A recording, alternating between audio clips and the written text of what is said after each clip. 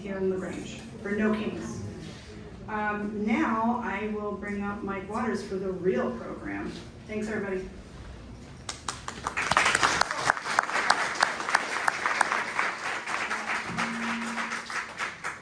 All right, thank you, everyone. I'm Mike Waters, part of the leadership group here.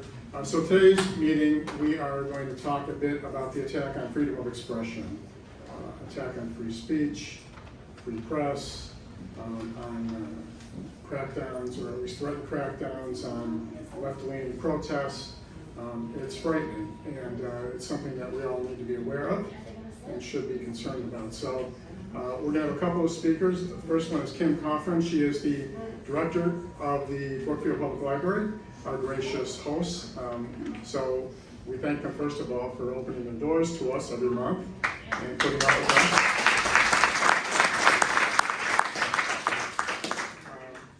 It happens to be Banned Book Week, and so we thought, given the confluence of events, that it was a perfect time to have Kim talk a little bit about that topic. So, thanks.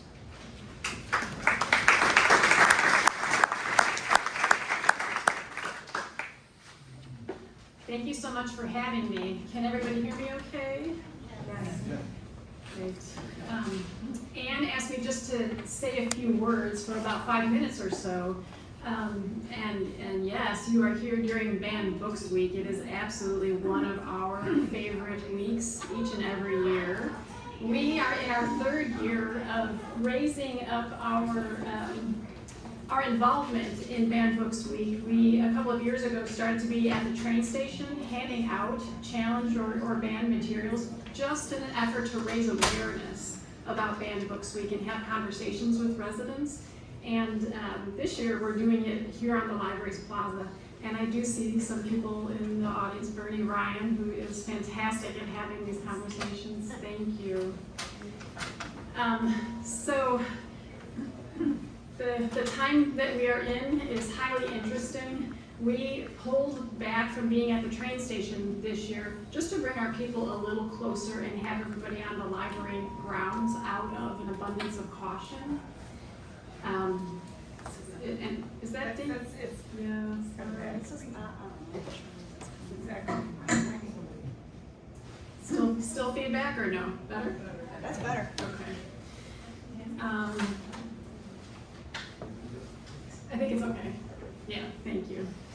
So it is a week that we love to do each and every year to just bring overall awareness. And in thinking about the banned books censorship environment in libraries, and specifically public libraries, I wanted to bring to your attention, and some of you may be aware, but maybe not everybody, that in Illinois, the state of Illinois 2 years ago, Alexi Janulius, who is also not just the Secretary of State, but the state librarian. Everybody know that? Yes. Really? He's the Secretary of State and the state librarian. He hit the ground running in 2023 because he put legislation together that has every library in Illinois, for those who maybe this was a possibility, prohibiting censorship and book banning of any kind. And if you are found out to be participating, even sort of on an unconscious level, so to speak, you would be denied any state grant funding for your library.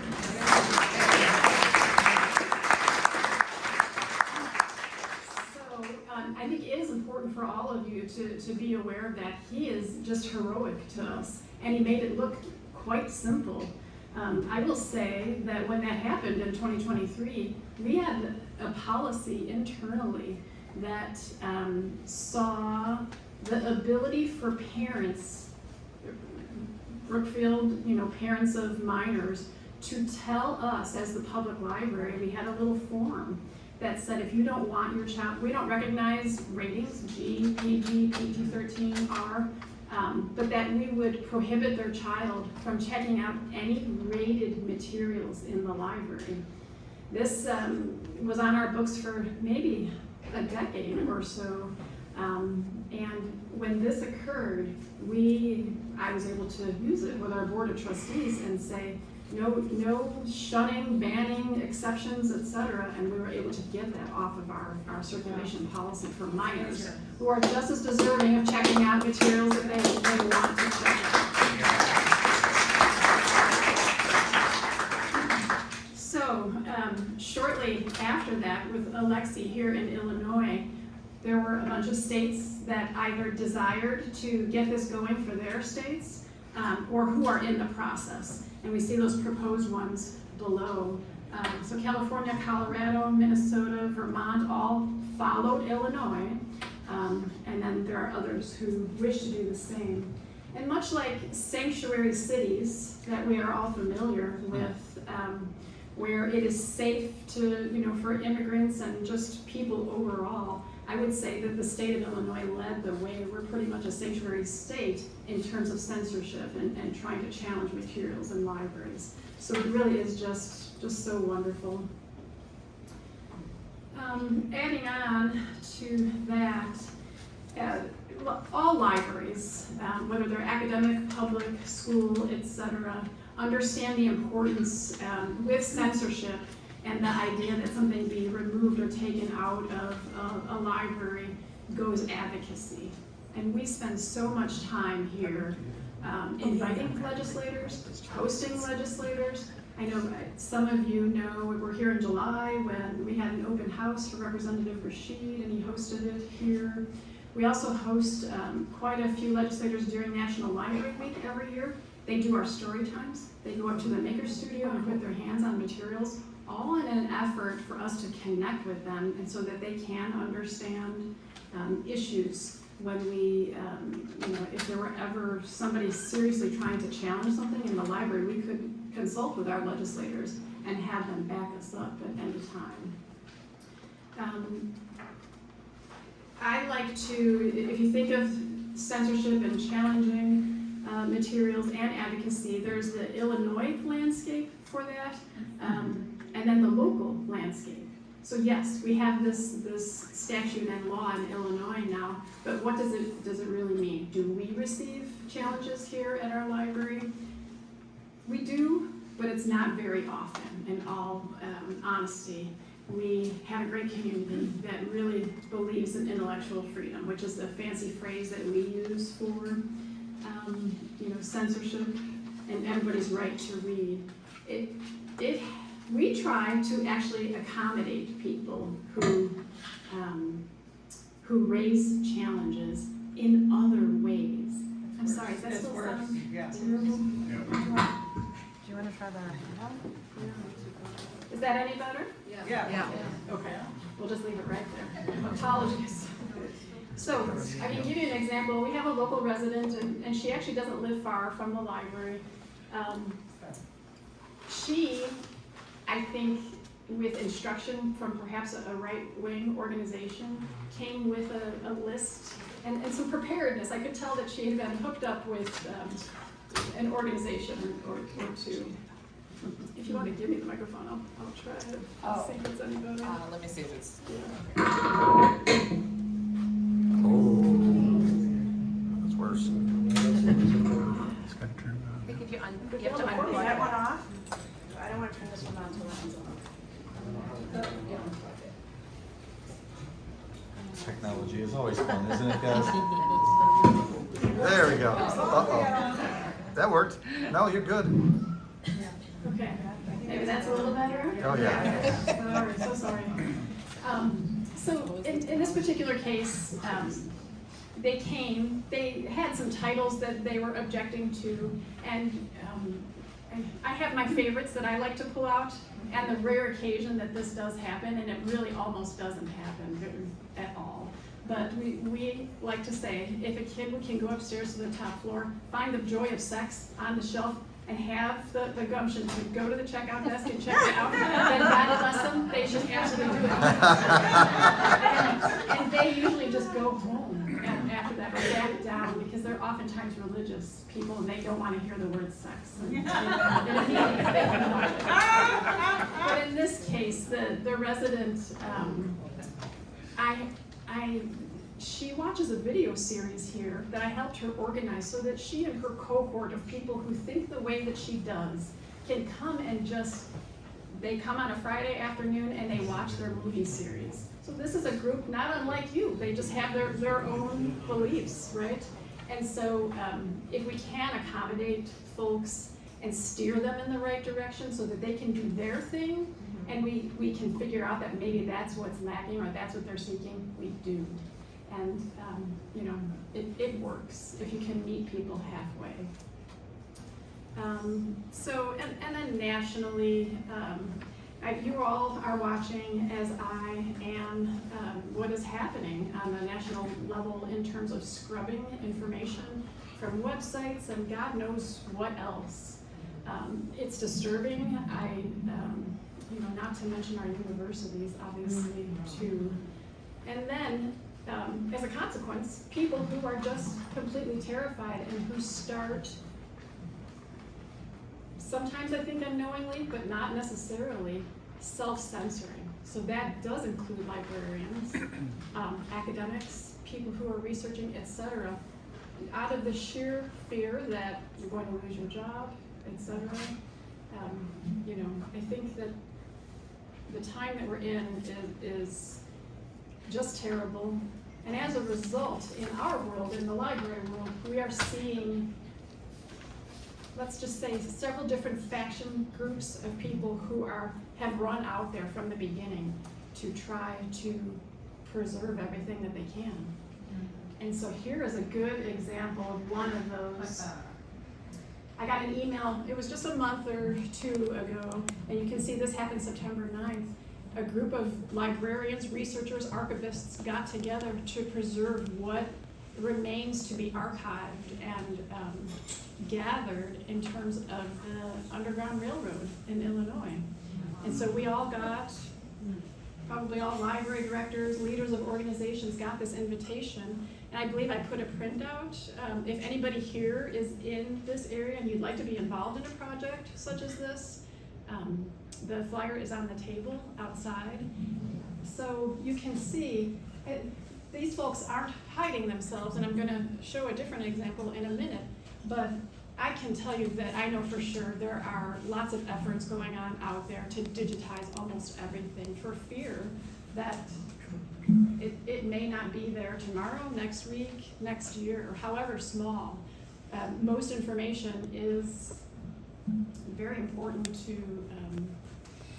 to somebody out there, and the larger question I think right now is what is it doing to our wonderful AI universe that we're in, to think of the scrubbing that is going on and how that will impact information and information retrieval in the future. If you're interested in this area, I think it's an impressive question. This was another example. This is from the New Yorker from March of this year. 10 librarians and guerrilla archivists save the country's files from Doge. So whether we know about it and hear about it or not, I feel pretty confident that that work, all of this work is going on out there. And then I thought on a lighter note, I know we don't hear much from Michael Moore these days, but when he was at his peak, he offered this quote, which I love, and I think it really rings true, because I think that every librarian at their heart feels like a radical. And I count myself in that. I'll see you on the 18th at the Kings.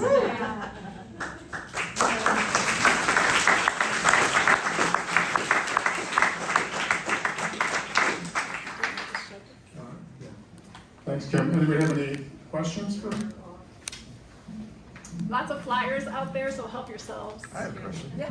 So you mentioned about the purging of data. I mean, you hinted it through the archivists and such. Yeah. Are you hearing, for the love of God, what are they doing to our institutions in Washington? Are they able to, have somebody had the foresight to save all these files from the Smithsonian and all our national archives Yes. and our, oh, good, okay. But no, I don't Oh, know yes, officially, oh. but I'm going to say that it is absolutely happening. There is no way that librarians will let that kind of activity go on. Okay. So everybody knows hackers. We all have hackers and IT people in our world. So I'm very confident that, all of that will be preserved in one way or another. So I think it's a really good question. And I didn't really get a chance to say much about the Institute of Museum and Library Services.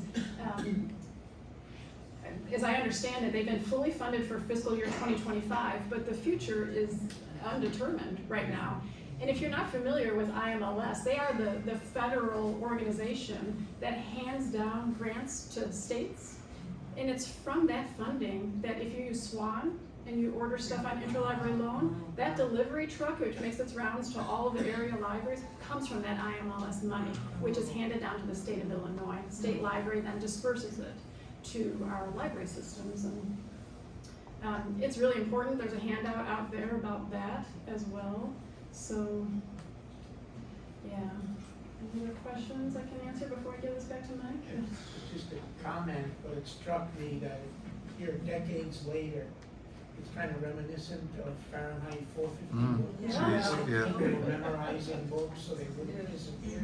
Well, and to your point, there's a big movement for analog right now for fear that, like if it gets bad enough, is it going to be like, other countries where the internet is either super slowed or completely cut off at times. And so is it a bad idea to maybe have some copies of the things you like to read, watch, listen to, and good old-fashioned CD players, DVD players. We have an Xbox at home, that's what I use, but I know my car, or maybe your what have yous don't have the technology to play that stuff. Something to think about, for sure.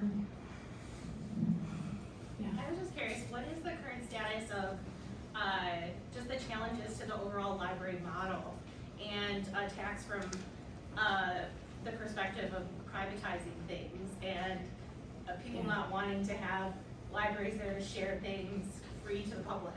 That's a great question. So you also may not know that in most states run off of the county library model, where a county in a state is providing the funding and structure, the overall library philosophy for maybe a central library and tons of branches that cover wide swaths of the geography. It is not the case for Illinois, New York, and a couple of other states where we have big cities and then suburbs, and every community is unto themselves. So local control is everything here. And in our state, somebody was just saying, people say bad things about Illinois, but Illinois is looking fantastic.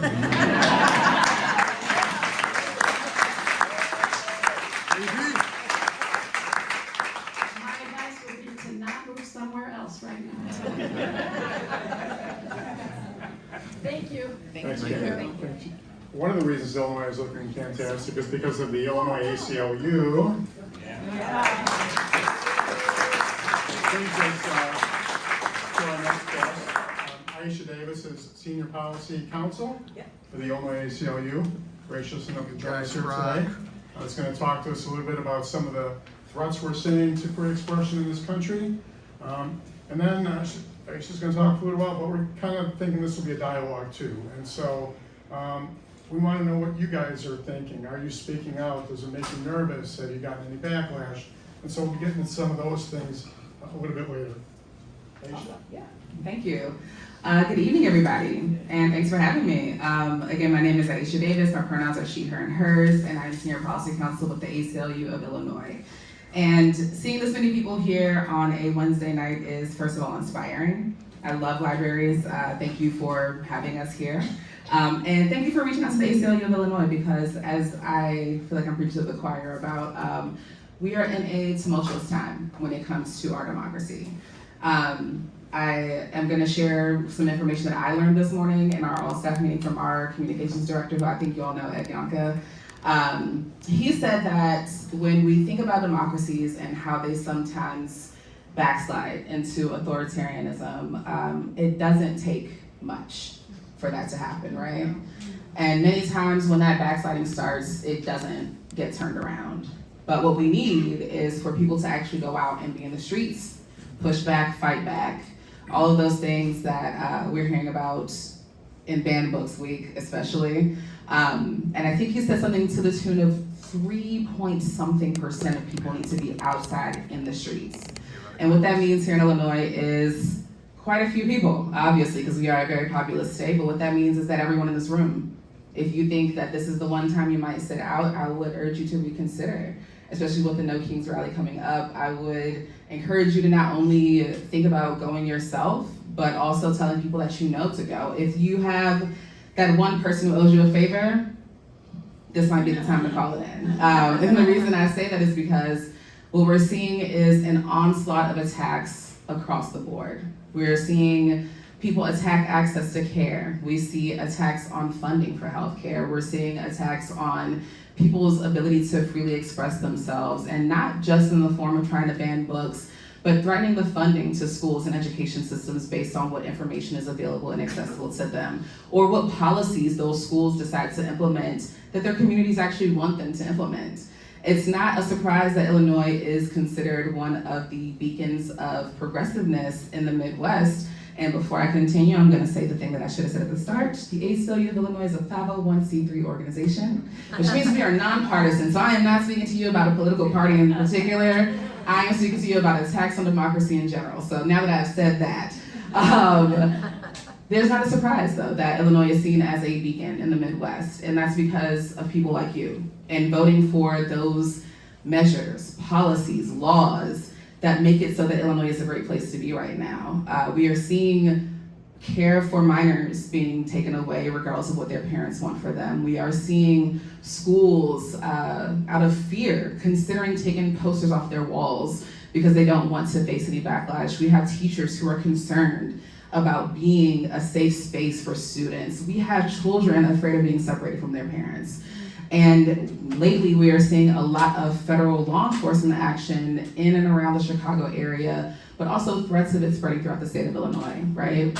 And that's not a surprise either, because when you are a state that is holding up those protections for civil rights and civil liberties, it's a little bit of a thorn in the side of authoritarianism, right?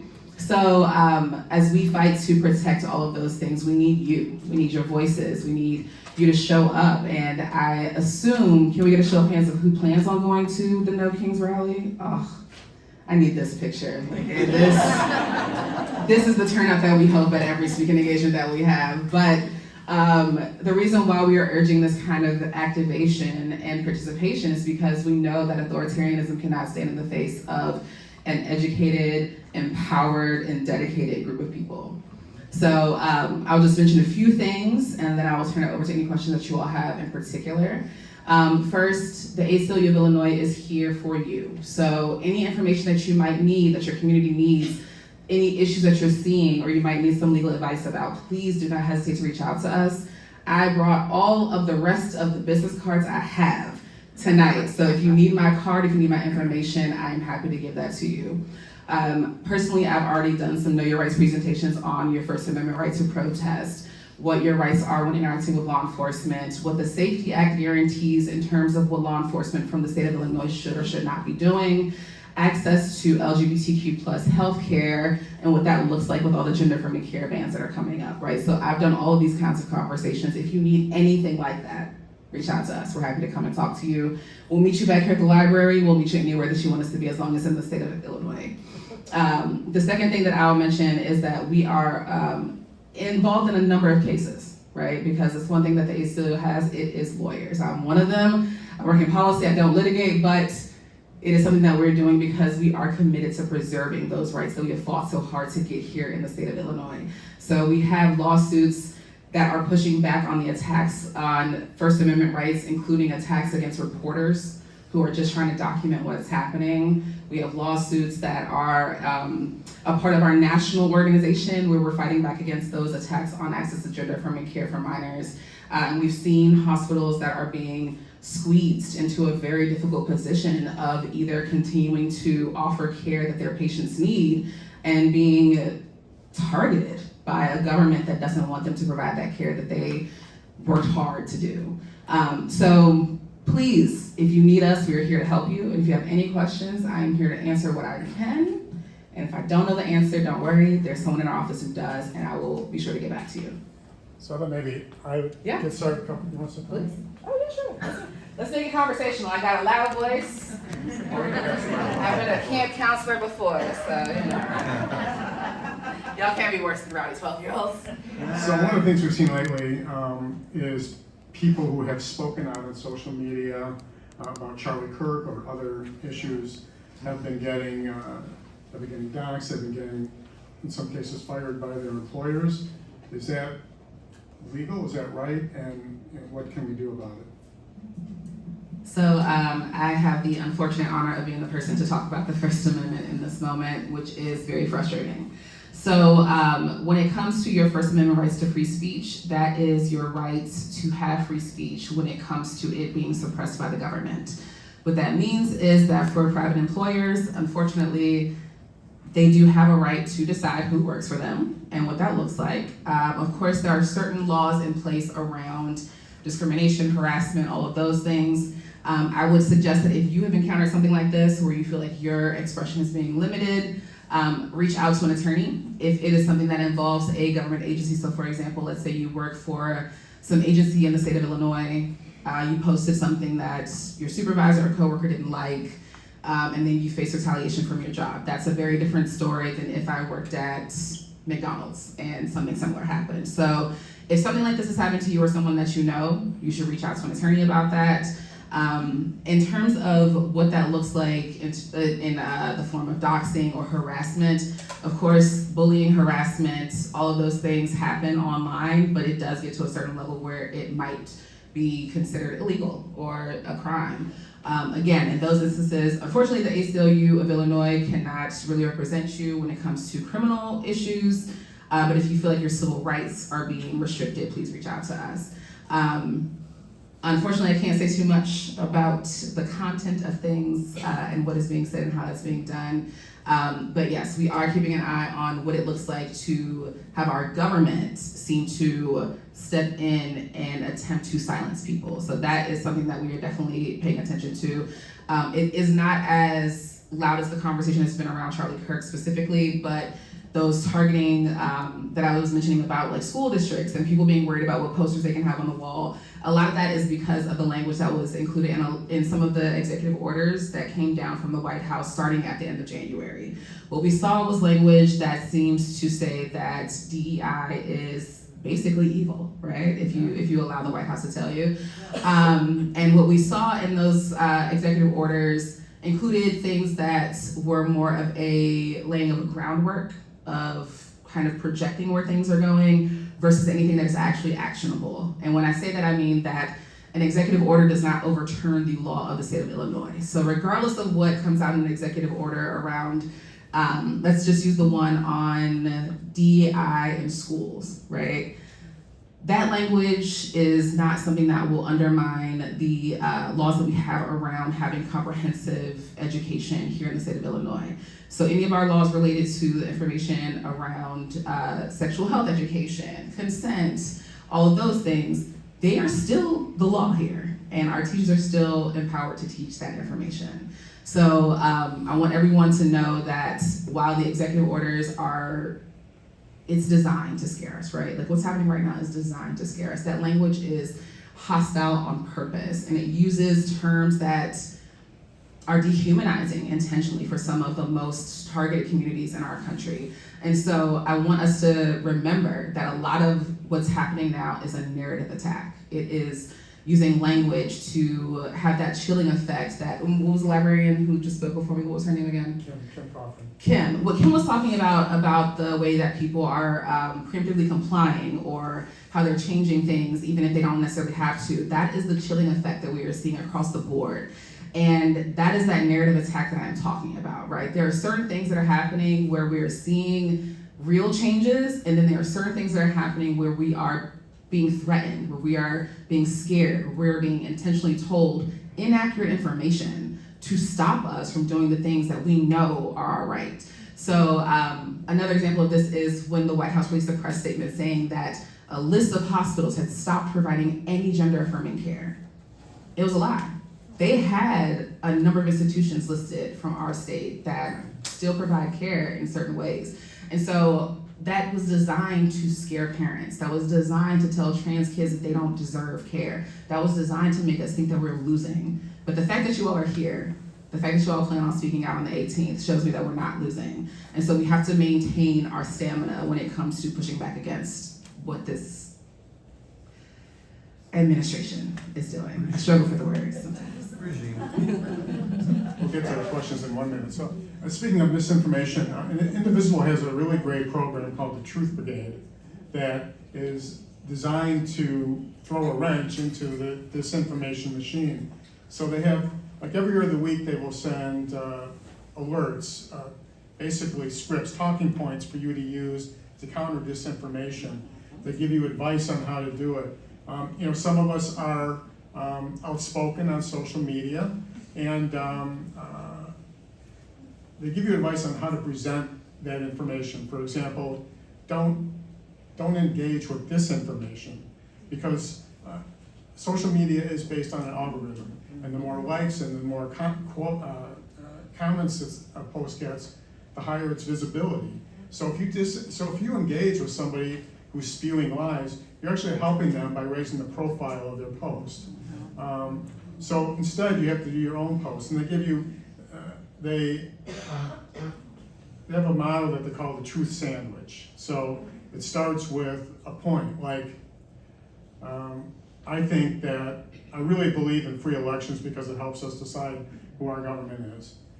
And then the middle of the truth sandwich is, yet some people are opposed to free elections. What are they worried about? And then the end of it is, so you start with kind of a universal truth that everybody would agree with. And then you go with your point of your argument, and then you close rounding back to that universal truth. So anyway, Truth Brigade, Indivisible, it's a great program. You can find it on the website. I highly recommend it. So who all here does speak out on social media, and so what has your experience been? Anyone? I do what you said. Like, if there's all of this if there's all of the anti-liberal comments, I usually just get off of that, whatever, if it's on Facebook or Threads, and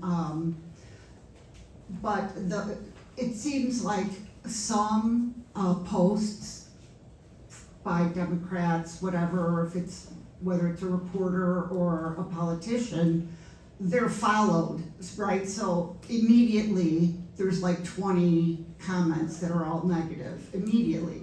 So there's no point there, and you don't know who you're arguing with. If it's a bot, I don't even know what a bot is, but but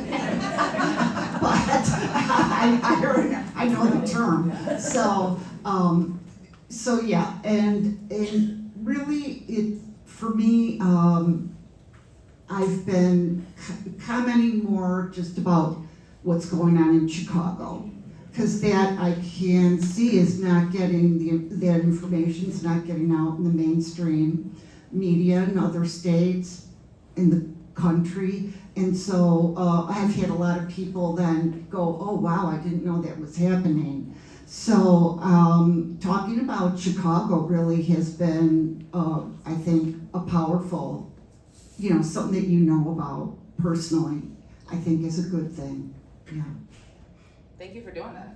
Yeah. I live on the south side of Chicago, so I've been hearing a lot about what's been going on, not just through the work that I do, but from my neighbors. So one thing I will also mention that you're doing that I want to encourage everybody to do, honestly, you're advocating just by doing that. You are sharing accurate information, you're telling the truth. And I know a lot of times you'll see folks like me where we have made a career out of doing the advocacy work, but it's not enough just for people like me to do this kind of work, right? Like, we need all of those comments that will help change someone's heart and mind about what's going on. And the messenger is actually very important, right? Because y'all are here to listen to me because y'all want to be here to listen to me, right? Like, we are here because we have almost like an in real life algorithm that has pushed us into this room together because we want to be. But you all have families that I've never met. Y'all have friends that I've never met. You work in places that I've never been. You're stepping into rooms that I won't ever be in. And because I can't be there, you have the job of advocating in that space.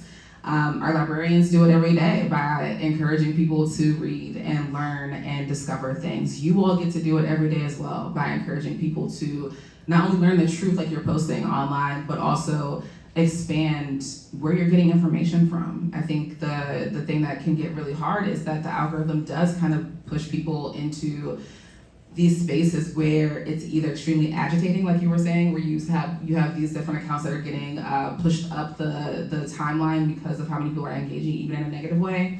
Or you have a situation where your algorithm has been so tailored that it's a silo, and all you're hearing is an echo chamber. And sometimes I feel lucky that I still have some friends from high school when Facebook was first starting, and I see some of the posts that they have, and I've seen the misinformation, I've seen the disinformation, I've seen the inaccurate things.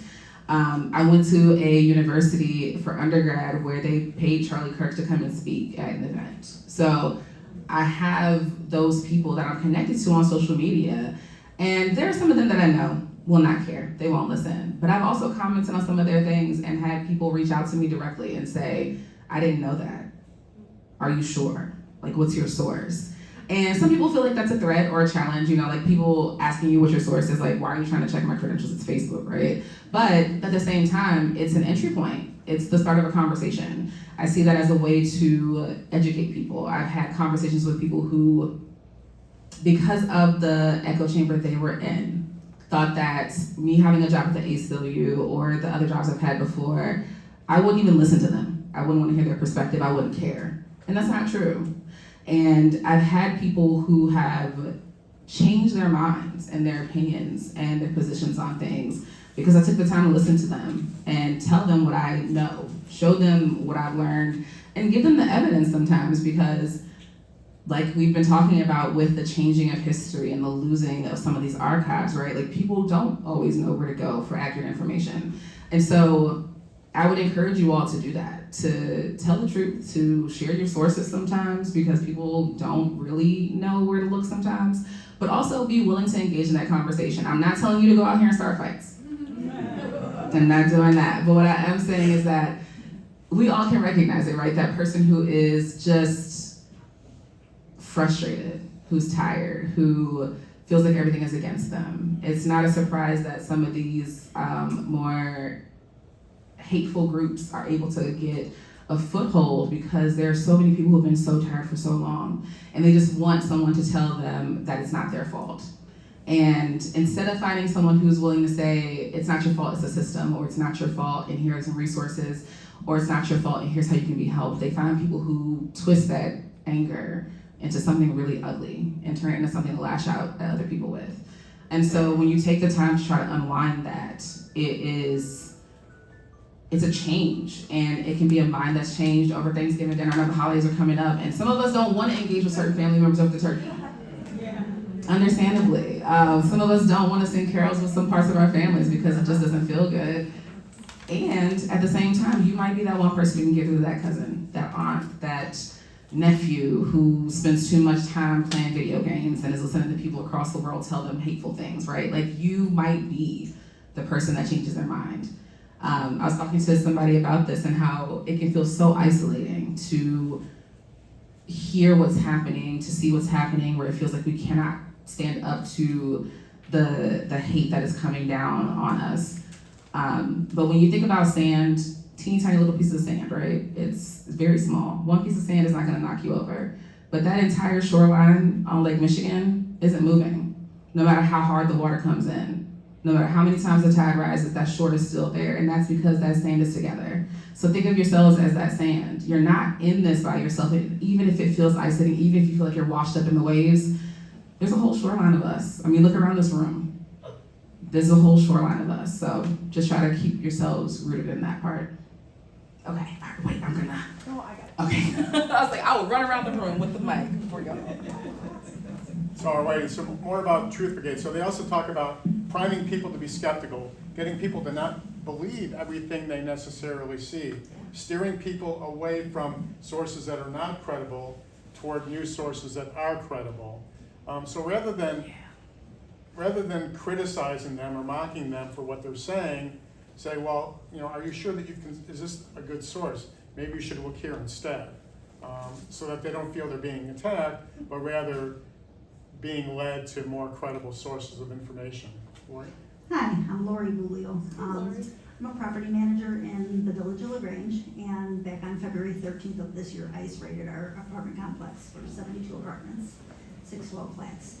And so immigration issues are very near and dear to my heart. That's why I'm in Mike's group. And, I had a lot of pushback from people on social media saying, well, it's the worst of the worst of this and that. So I used to start out early on in the year with, credible sources. I would give at least 3, from varying, spectrums, so that people could do their own research. And of course, you're hitting resistance. So then, unfortunately, with this experience that we had at our complex, I was able to bring a real life experience and say, I'm sorry, I disagree. They're not always getting the worst of the worst like they're leading you to believe. These are hardworking men and women and family people that are just wanting to make a better life for themselves. And, have I, not everybody thinking, that the way I do? No, but if I've planted a seed to help them rethink things a little bit, then at least there's some hope there. Yeah, Thank people. I just wanted to thank you. So what are your sources? Where do you go? Where do you read? Where do you push? Personally? Yeah. Usually I lead people to the ACLU's website because we link to a lot of different places where you can get information. One of the difficult things about listing sources is that it depends on what we're talking about, right? So, for example, if you want me to talk about where I get information about gender affirming care, I'm gonna start at the ACLU, but then I'm also gonna look at the hospitals that provide the care, not people who are shouting down about it or talking about what it might look like. I'm gonna go to Lurie Children's, I'm gonna go to University of Chicago, I'm gonna go to those people who actually provide the care. I might look at the WPATH website because those are the organizations that actually do the research that is backed by science. If I'm talking about immigration, I'm going to the ICIR website, ICIRR, the Illinois Coalition for Immigrant and Refugee Rights. I'm looking at their website because they're gonna lead me to the people like MALDEF who are representing clients. If I wanna know more about Medicaid and Medicare, I'm looking at Protect Our Care Illinois, which is another coalition that's made up of organizations that specifically work to make sure that people have access to care. So I start usually with the people doing the work and then look at their sources because they are the ones who are in this every single day.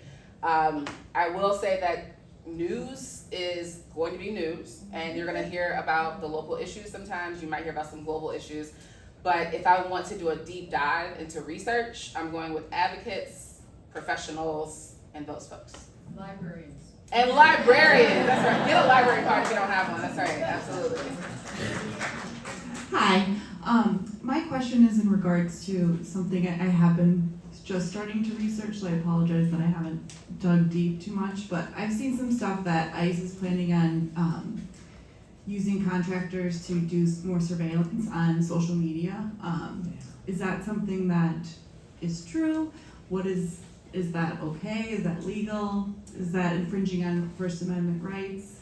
So I am not sure. I've definitely heard the whispers about the same thing. And then I have to remind everybody that things like Facebook, Instagram, Meta is a company and they're owned by people. And those people get to do what they want with their property in most regards. There are some laws, like for example, there was the case against Meta about it being a monopoly. So there are certain laws like that around corporate structure where there is some pushback. But when it comes to the way that Meta might allow the government to access information, that's not the same as, for example, our First Amendment rights and our ability to protest. And so I think that's the distinction that we're starting to see is what influence is able to do in terms of changing the way things look in the tools that we use every day. So for example, remembering how the Gulf of Mexico was changed to the Gulf of America on Google Maps. Why? Because Google allowed it to happen. And so when we think about what is shifting and what is changing, we have to remember that our ability to go out and protest is different than what Google or Meta's shareholders might decide to do with the corporation. Doesn't that impact what people may want to post or share? The chilling effect is still real, absolutely. I'm not saying that it doesn't still happen, I agree. It even gets brought up in conversation about what the algorithm does or doesn't promote, right? I'm sure we've all heard about different accounts being either shadow banned or pushed down the algorithm, or you follow someone for 8 years and then you haven't seen their post in 6 months, but they haven't deleted their account or anything, you just don't see it, right? Yeah. All of those things are still real and being influenced, and the ability to push back against that is different than pushing back against the government. So for example, if ICE broke up a protest, not ICE, let me not use ICE as an example because that's the federal government. Let's start with something state and local, right? Let's say the Brookfield Police Department is telling you that you cannot have a permit to protest because you want to guarantee access to reproductive health care, right? Call the ACLU, because we know that the law of our state says that you can protest, you should get a permit, you should not be denied that permit just because of what you want to say, and we will probably take that case in some regard, or at least write a very strongly worded letter to whoever your alderperson or mayor is when they're trying to push forward and like deny that permit. That's different than if I were to go into Macy's and I want to flip something over and say everyone should be able to get an abortion if they want to. Macy's can have me arrested right there, and I will probably go to jail because it's private property. So that's the distinction that I want us to remember. If you're not blocking the street or the sidewalk in your protest, if you're not inciting violence, freedom of speech. If you go on someone's front lawn or you decide to like take something off someone's property, that's a very different conversation. Okay, I don't know who was in order first, but we have questions here, and one over there. Awesome.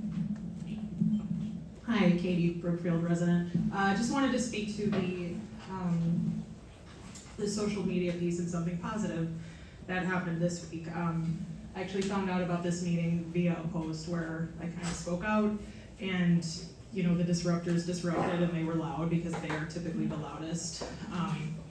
They want hugs. I don't know. But they're typically the loudest, and that's the piece that gets under our skin. And then, I looked up at the likes and the loves and the whatever, and it outnumbered the 3 loudmouths tenfold, and I guess I would just say those people that say the things that you really like, those people that kind of make your ears perk up and your heart smile a little bit with all this going on, reach out to them. That's how I found out about this meeting today, and I gained a lot of friends from it that I didn't think I had when, we're seeing all of this going on, because there is so much suppression, and we are meant to not see the things that are being encouraging right now. It starts, the collective starts with each mind. So I love seeing all these people here today, and my advice would just be reach out to those people that love and like your stuff, because those are your people, and we need them right now.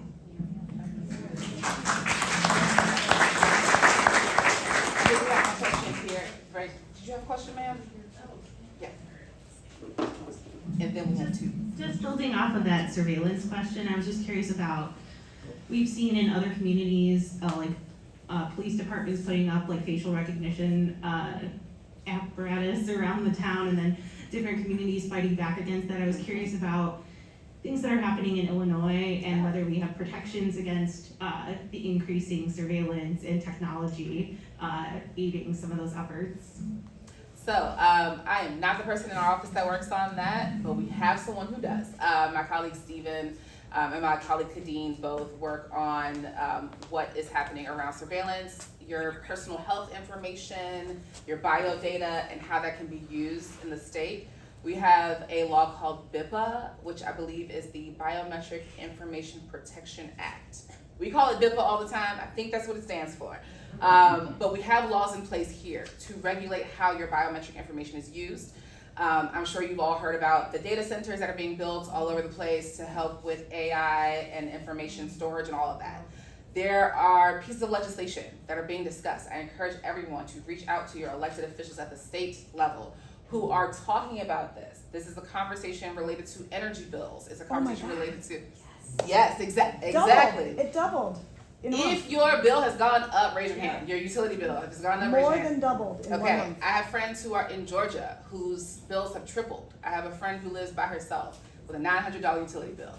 And she called about it because she's like, this doesn't make any sense. I'm looking at my bill. I'm looking at the energy that I'm using. It's not greater. What's going on?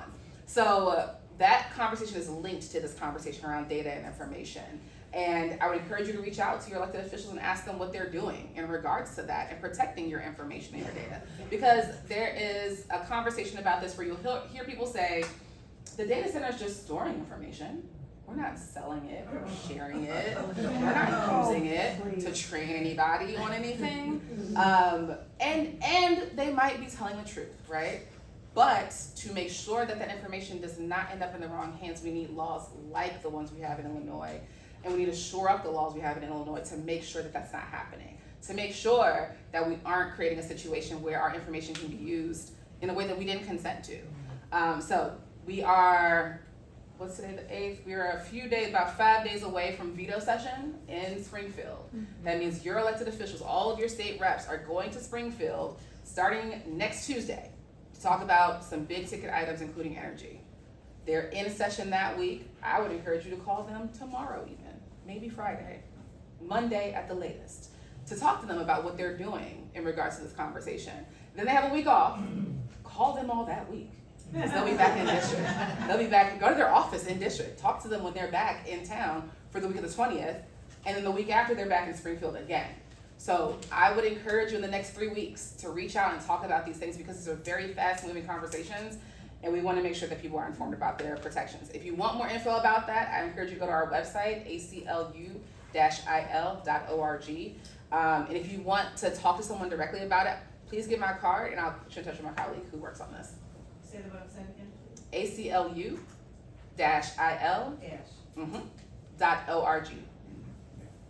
No problem.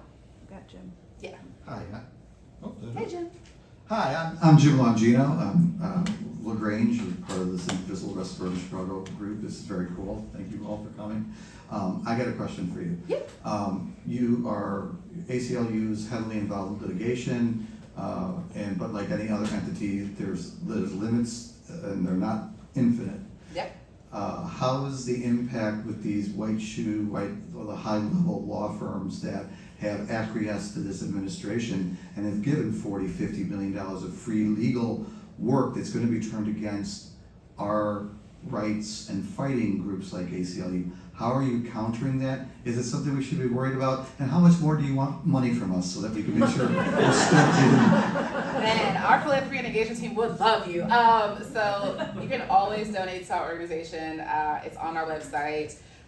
If you want to be more involved in the work that we're doing, you want to be engaged more, we have a new community activator program. I can get you that information as well if that's something you're interested in. So in addition to giving us money, give us your time, that kind of energy. We need you all to keep doing this work. The good news, we have a lot of law firms that are still our friends. And so what that means is that we have those firms that are standing up to what's happening. We are very fortunate to have more than 50 affiliates of the ACLU and a national office. So what that means is that if I'm tired or if I feel like I can't go on or I need a break, I need a long weekend, there are other people to step in, thankfully. But like I've been saying, our work cannot get done without you all. So my whole office could be out on the streets on the 18th doing everything, shouting until we don't have a voice. But it's not enough. We need all of you all to do that. So I would say that, are we thinking about it? Is it something that we're planning for and addressing? Absolutely. But is it something that scares us away from doing the work? Not at all. And I have the faith that there are so many more of us that want to maintain the rights and liberties that we have that I trust that it'll get done. I'm hopelessly optimistic. Kind of along those lines, Stephen Miller et al. Have been making threats about going after Ooh, I don't want to be on y'all's bad side at all. have been rumbling about possibly going after left-leaning NGOs, foundations that support liberal causes. How serious do you think that threat is? Well, I think that for our partner organizations that rely on federal funding, that is a much bigger concern.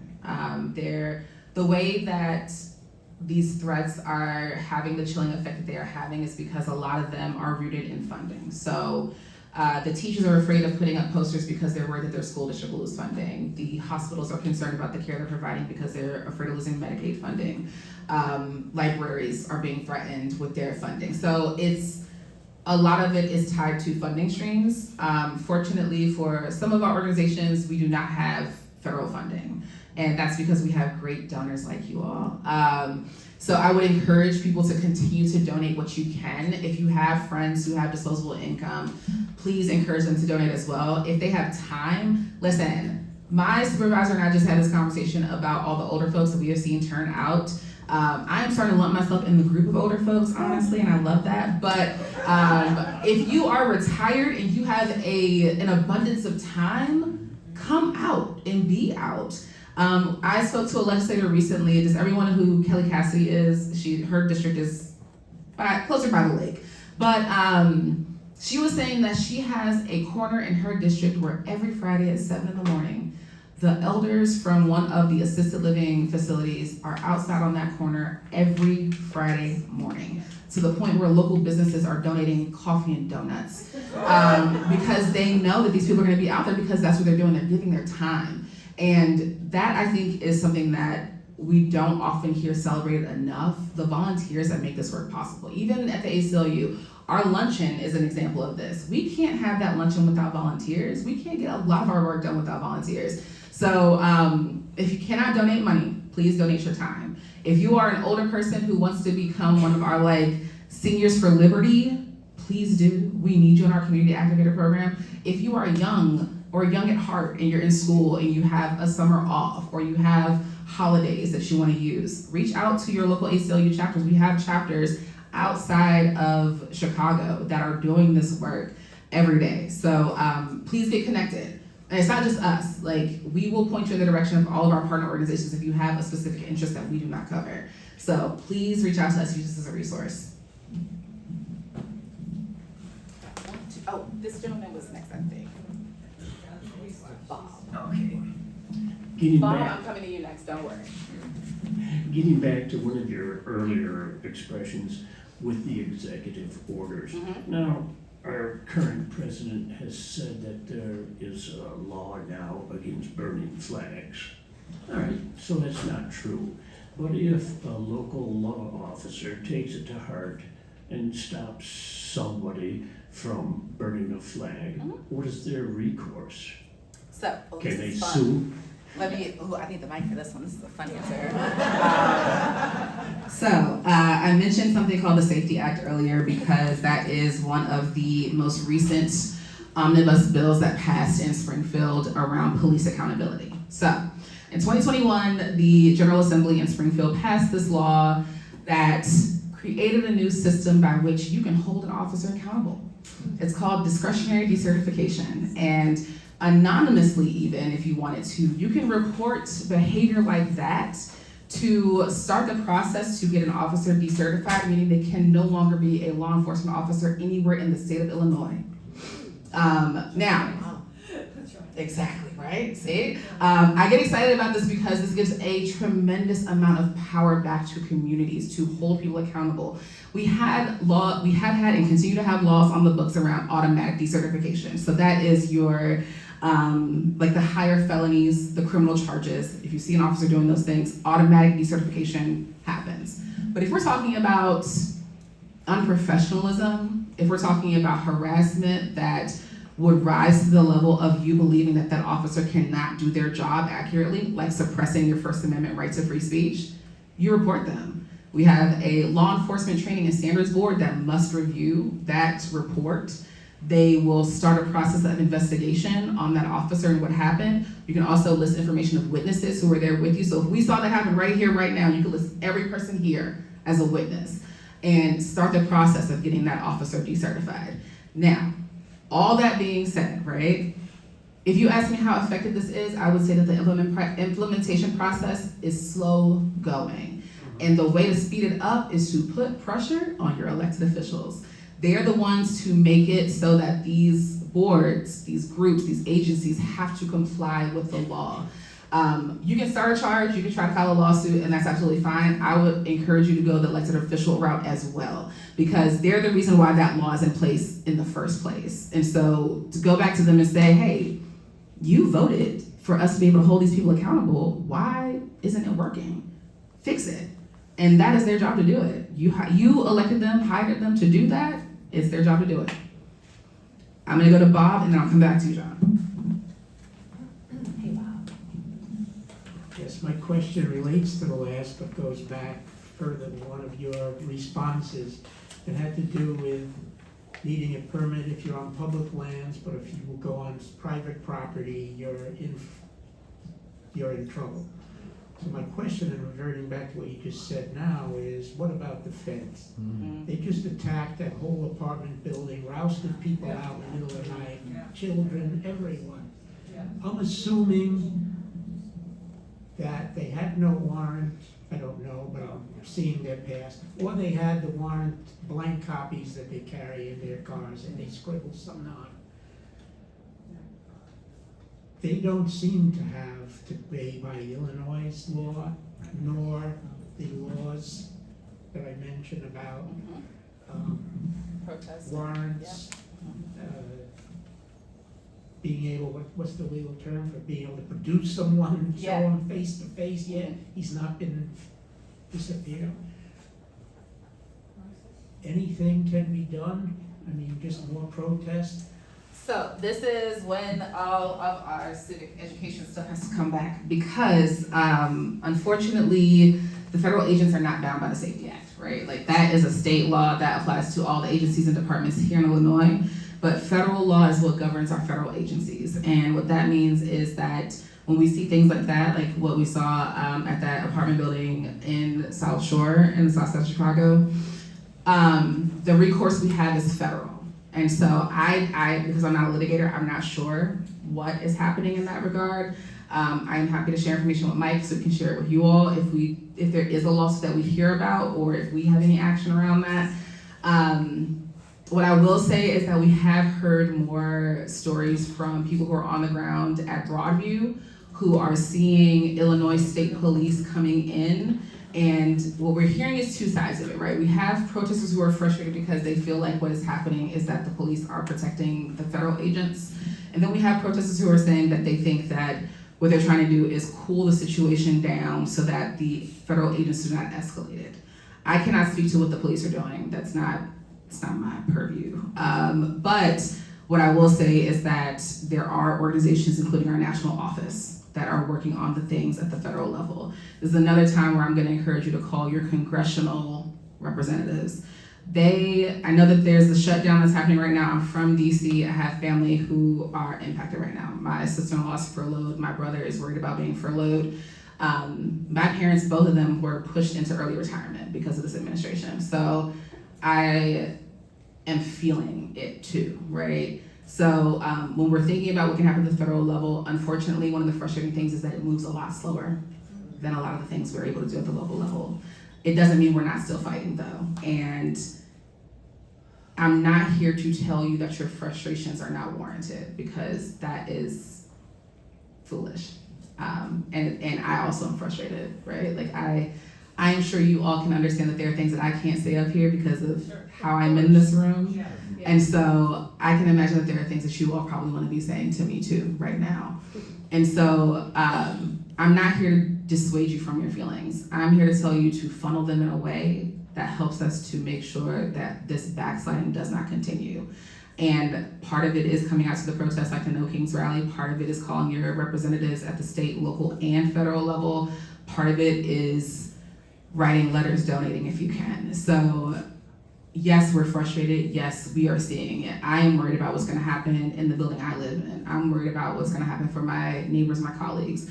I'm worried about what's gonna happen to me sometimes. And I know that the only alternative is to not do this, and that's not an option for me. So I definitely hear y'all.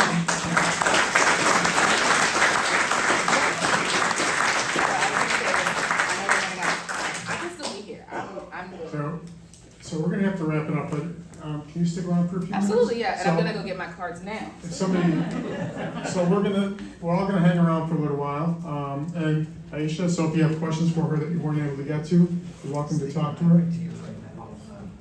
Just one quick one. You got a good resource for defensive maneuvers and the proper way to engage on the 18th. I've done plenty of marches, but this one is making me nervous. It's in more of an enclosed area. It's a lot of people, and I live in a smaller area. So Indivisible does have a guide for, Indivisible does have a guide for protesting safely, which includes like, you know, things to wear to protect yourself and stuff like that. That's the best one I know of. We're also lucky that it's going to be in the park. That's public property. So We- you're not as vulnerable as if you were just on the street or on federal property. So at least that's my feeling. We also have, sorry. The camp counselor took over. We also have some information on our website about protesting. I am happy to go over some quick tips if folks want to hear them real quick. Okay, great. So, first things first, have a safety plan for any protest that you're going to. That includes looking for someone to help support with dependents if you have kids or older folks you're taking care of, family members, whatever. Get someone lined up to help take care of that person or persons in case something happens to you. Second, get the number of a lawyer. If you don't have a lawyer, get the number for NLG, the National Lawyers Guild, who are usually doing the legal observer things at protests like this. Also, I think it's First Defense Legal Aid. All of these things are on our website, so don't worry if you don't get it all down, it's on the website. The website is the end of my email address if you get one of my cards, so don't worry. So that's the first thing, prep the safety, prep your route. If you're taking transit, try not to use cards that can be traced back to you. Just use cash if you can, or get like a day pass. Turn your phone on like airplane mode. Also disable 2G.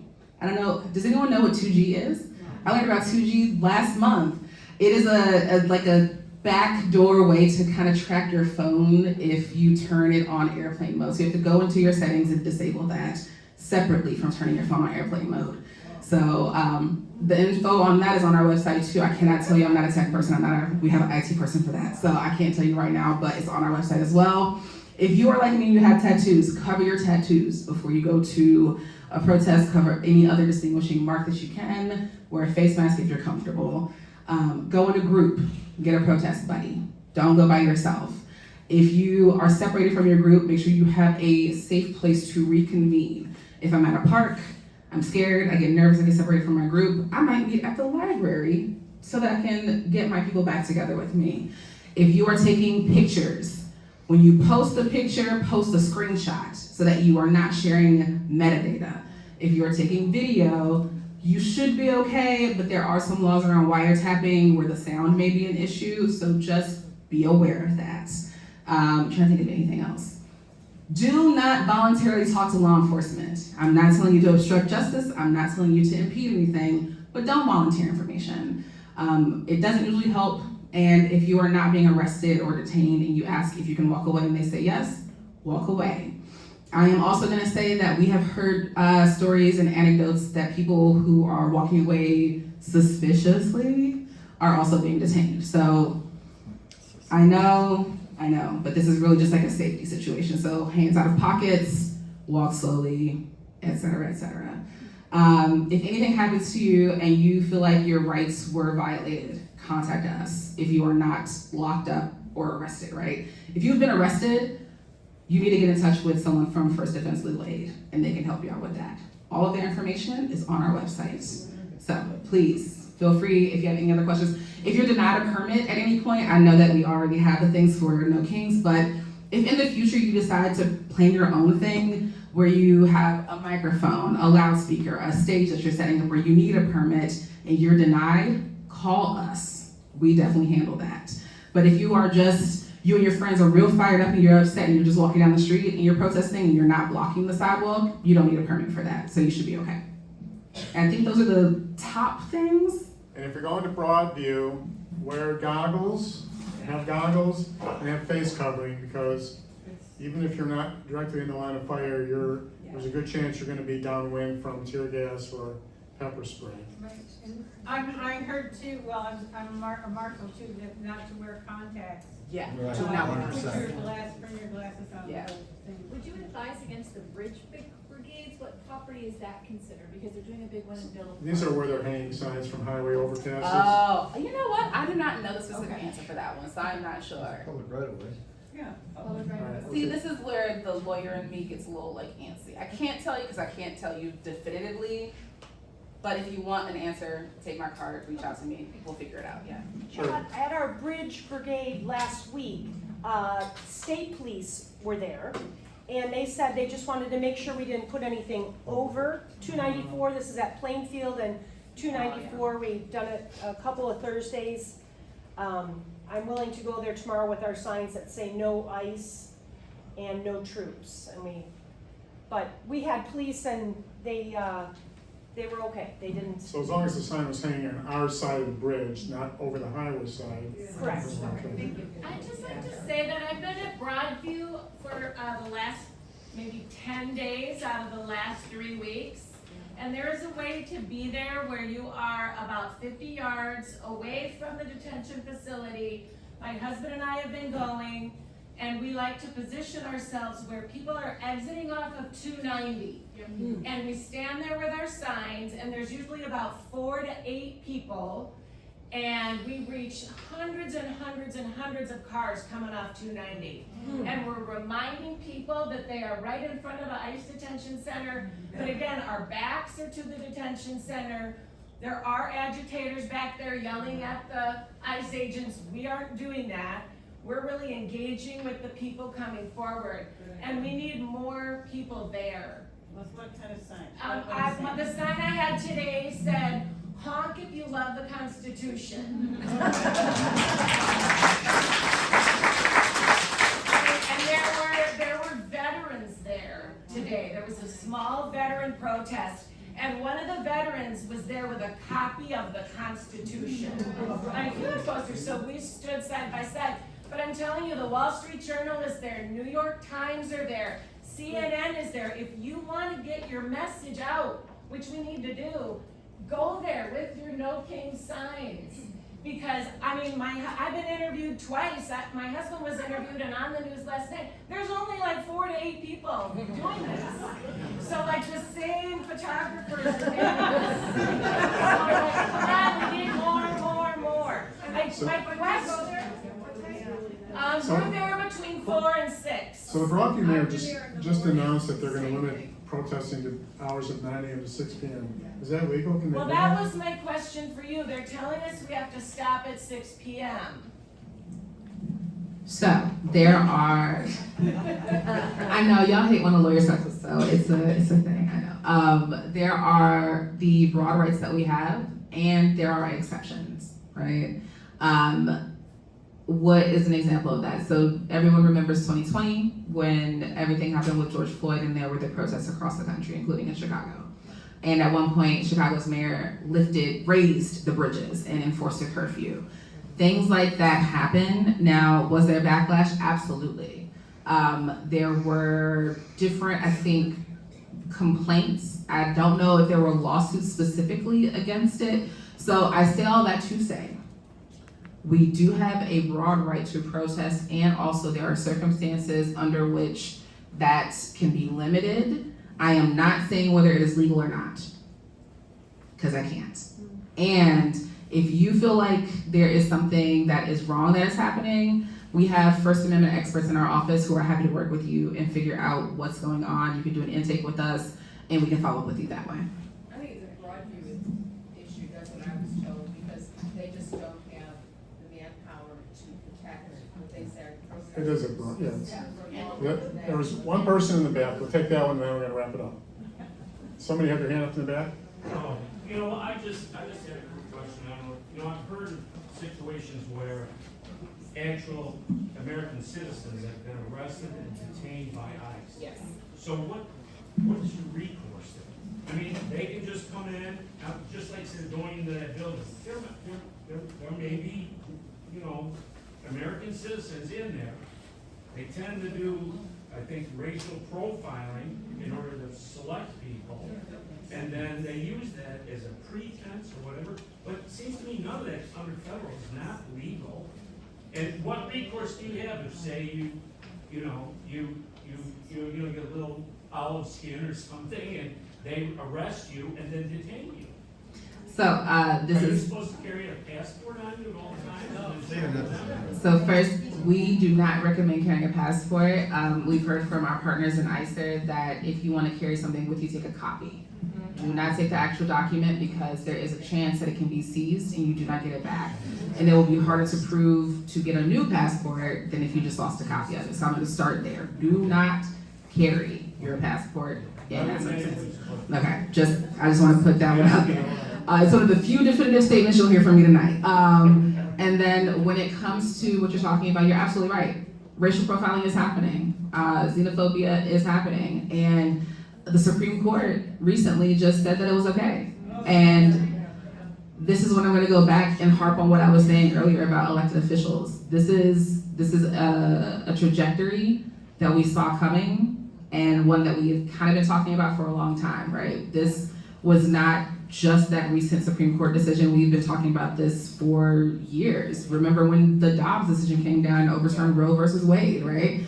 We have been talking about this, and it's not something where I'm trying to say, we've been saying it, and so you should blah, blah, blah. No, I'm saying that the reason why we were talking about it is because we saw the pendulum swinging, and we know that the elections that we have today impact the laws that we have in 10 years, right? So when we see people on the Supreme Court who will do things like the Dobbs decision and overturn Roe versus Wade, we know that that's not where they're gonna stop.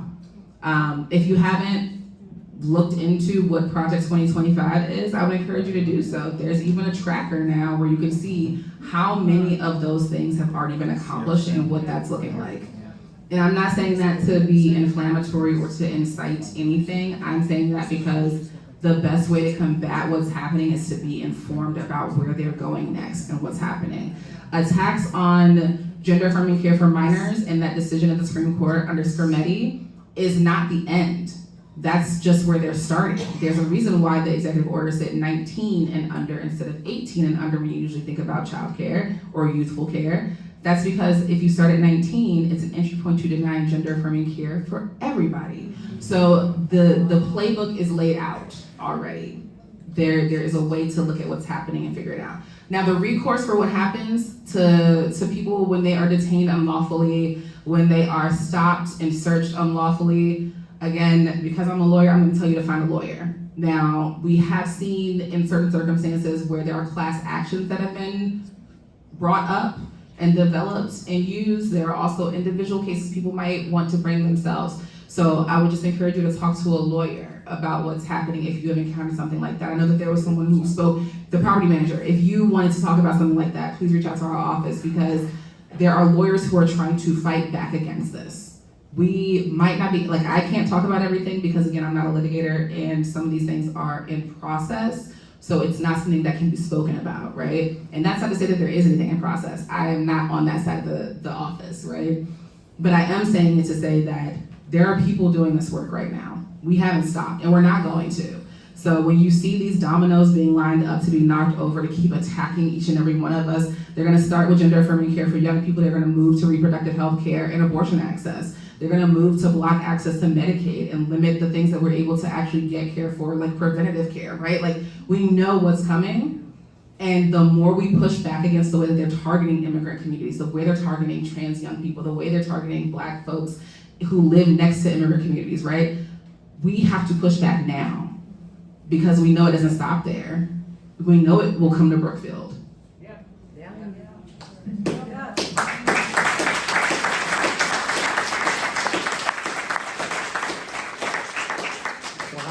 So how do we push back? No King's Day, October 18th, go, bring a friend or two or three. If you want to participate in LaGrange, we are looking for marshals to help with crowd control to help make sure people stay safe. Sign up back there at the back of the room. And one last reminder about Music for Democracy. That's the concert on November 19th that will benefit PASO, a wonderful organization that protects immigrants. You can get information out in the hallway. We're going to hang around, so thank you.